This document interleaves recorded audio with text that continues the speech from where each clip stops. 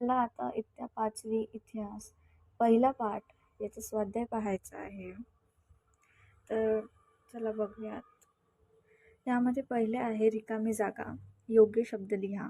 भूतकाळातील घडलेल्या घटना समजून घेण्याच्या शास्त्राला काय म्हणतात? काय म्हणतात? भूविज्ञान म्हणतात.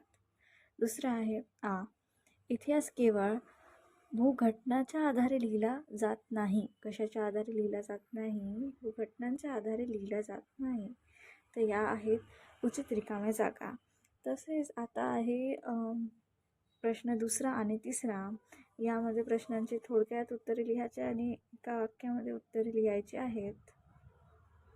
एका वाक्यामध्ये उत्तरे लिहायची आणि थोडक्यात उत्तरे लिहायचे.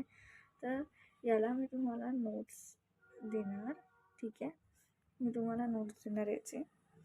तर आता आपण आपल्या चौथ्या संकल्पना चित्राकडे वळूयात. तर यामध्ये आपल्याला लिहायचे आहेत की म्हणजे संकल्पना चित्र तयार करायचे आहेत. त्याचप्रमाणे पाहूया आता संकल्पना चित्र. प्रश्न क्रमांक 4. यामध्ये लिहिले आहे इतिहास कोणाचा. इतिहास कोणाचा पहिले इथे लिहून आहे गावाचा, शाळेचा, माझा. आणि आपल्याला लिहायचा आहे समाजाचा, संस्कृतीचा, देशाचा, राज्याचा, शास्त्र व तंत्रज्ञानाचा.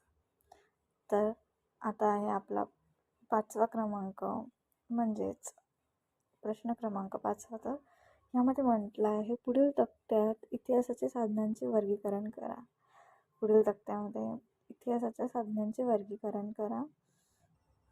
हे बघा इथे मी 5व्या क्रमांकाच्या प्रश्नामध्ये इथे भौतिक, लिखित आणि मौखिक असे 3 डबे आहेत. यांना क्रमांक दिले आहेत आणि ज्या डब्यांमध्ये जे परफेक्ट बसतात त्यांना आम्ही क्रमांक दिलेले आहे. जसं नाणीला 1, पत्रव्यवहाराला 2, जात्यावरील ओव्याला 3, भांडीला 1,